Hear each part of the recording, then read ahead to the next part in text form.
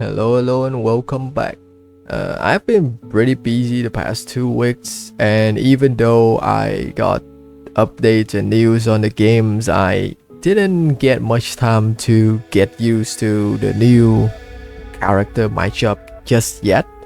But I do know that Soul is not surprisingly broken or like in the meta right now, so I'm guessing he's not that hard to go against. I have run into a couple, but it's not in 1v1. It's more in like team play, especially dominant. So I'm not confident to say that. But as far as I concern, his most deadly attacks probably the 2-stack skill he can use back to back that almost have enough damage to one-shot me. But other than that, you can pretty much predict and dodge everything he does, including his ult. Today we're not here to talk about Soul or any of the news that we got on the next update about head-to-head mode you can play with another friend, or like a leak about a new release character after this patch. All of that might be for another video. This video is to answer a question I've heard recently from new player, returning player, and even veteran player that keep asking how do they get back into playing Gumi and be good at her. So to confirm the fact that people saying they cannot get back into playing Gumi, or like they feel like their Gumi is getting worse every time they trying to get better at her, I can guarantee you that that's not the case. That's not true. The reason why you might feel that way is because Gumi is not a really active character, and plus the never changing matchup plus balance in the games. The amount of characters that have slow attack or like reactable attack in this game is not that many, and Gumi is one of them. Like her whole kit consists of attacks that you can react to, which means in order to make up for her gameplay, you need to have a lot of matchup experience and readings. Other characters, they will have at least 2 or more move that's unreactable to be flexible in different situations. So that alone means that if you choose to be a Gumi man, you will have to spend a lot of times not just to get used to her kits, but to learn the matchup for different characters.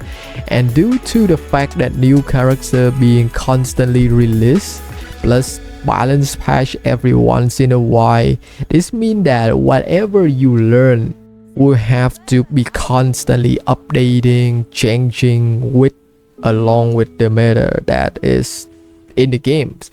Now I always say this, like, you have to learn the matchup, you have to know every single matchup to be able to be decent at Gumi, not even like great at Gumi.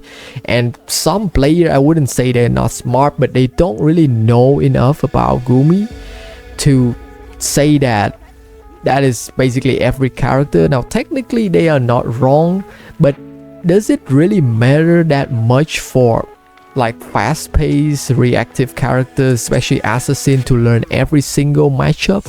No, that's definitely not the case. If you play character like Java and Wuchi and you run into any matchup, there is no reason for you to consider switching up your own gameplay or how you play every time until you in a disadvantage. But as Gumi, every time you run into a different matchup, not only you have to consider that matchup, like let's say you going up against a red, not only you consider what red can do to alternate your timing and the way you go in with Gumi, you have to also consider that player habits, because not every red will do the same thing. Some red do different things, some red stay back, some red will be super aggressive or just want to go in and dunk you, basketball you around. You have to consider all of that. That's the only way you get an upper hand again generally every matchup in the game as Gumi.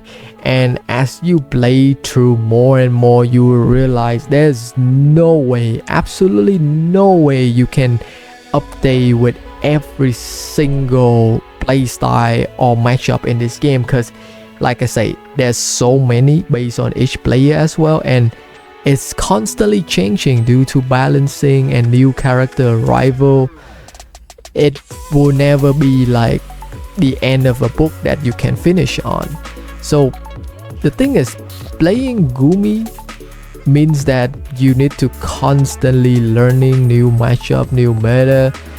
Not only that, you need to learn how to deal with them, how to react to them, how to go up against them.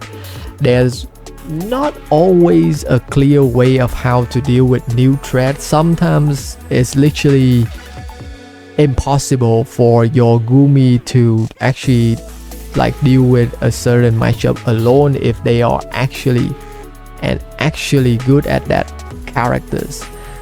That's just the limits, you have to deal with it. But other than that, if you are decent with every other matchup, at least you know how to give them a hard time, then that's already make you like a way better Gumi player than like 60-70% of the player base. So I would say that you don't necessarily get worse at Gumi. It's just if you don't play that often, you will feel like you get left behind by the new meta change of the characters and metas. And don't feel bad about it. It's the same case for everyone who play Gumi, even myself. I don't always catch up with the newest characters, matchup, whatever. It took me sometimes to get used to them. You never knew like how many times I got combo to death by Mastercat, how many times I got dunked by Kuranai, or like got knocked out by Jovert, killed by Wuxi instantly to learn how to deal with them. Like the amount of effort, focus, dedication you need to put on your Gumi in order to make it good is a lot more than what you put in let's say the whole assassin roster when you try to play them. And when you play a character and suddenly you feel like you're doing well with them, it doesn't necessarily mean you actually doing good. It's just the character is a lot more easy for you to get like a good gameplay out of it. But that's on you. If you like a character, then go for it. But if you want to actually play Gumi and despite all the difficulties I just mentioned, you still want to main Gumi, I do have another tips that might just help you. Now, like I said, every attacks coming from Gumi are very pre-connected, which means people can react to them, and you always have to throw them beforehand.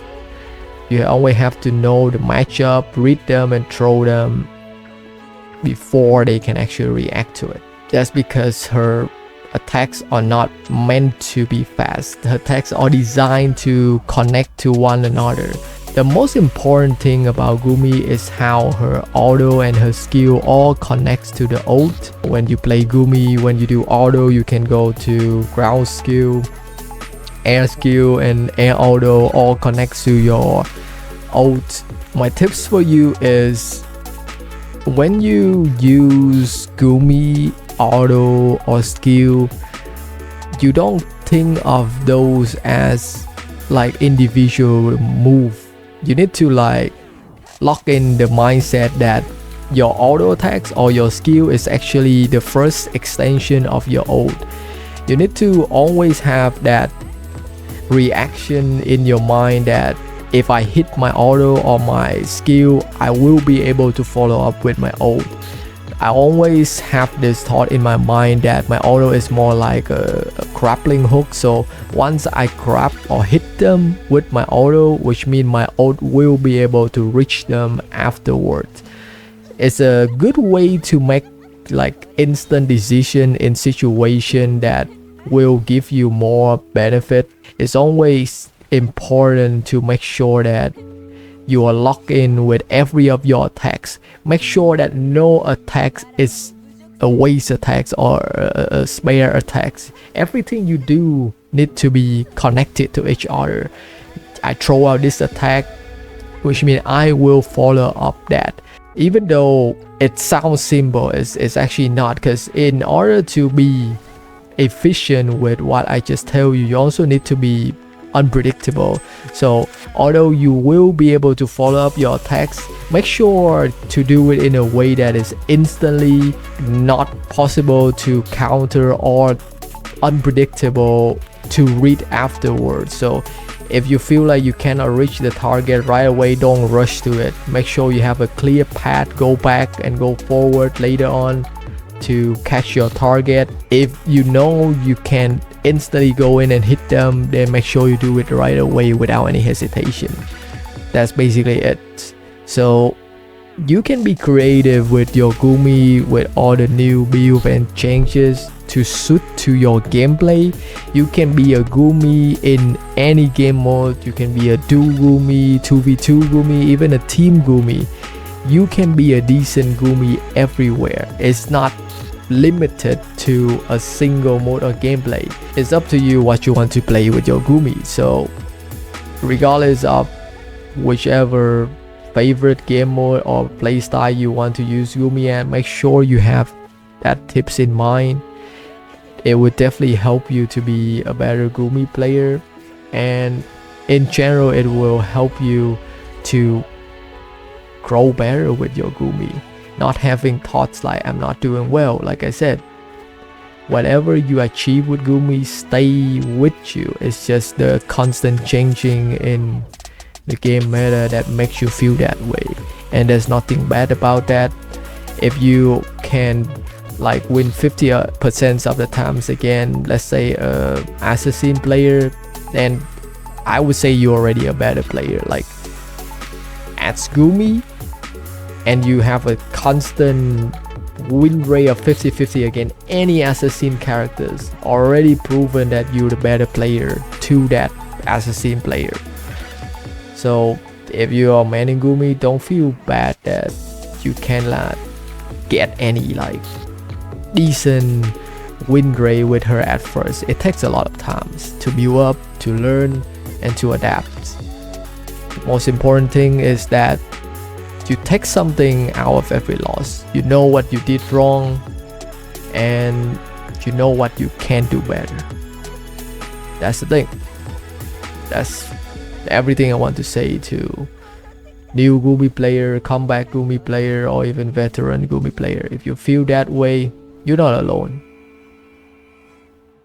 So that's pretty much it. And I'm not sure when will be the next time I will have some time to sit down to talk to you guys or give tips on Gumi. But yeah, I will be around for the new update and stuff. So I hope you enjoy the video, and I will see you in the next one. Cheers.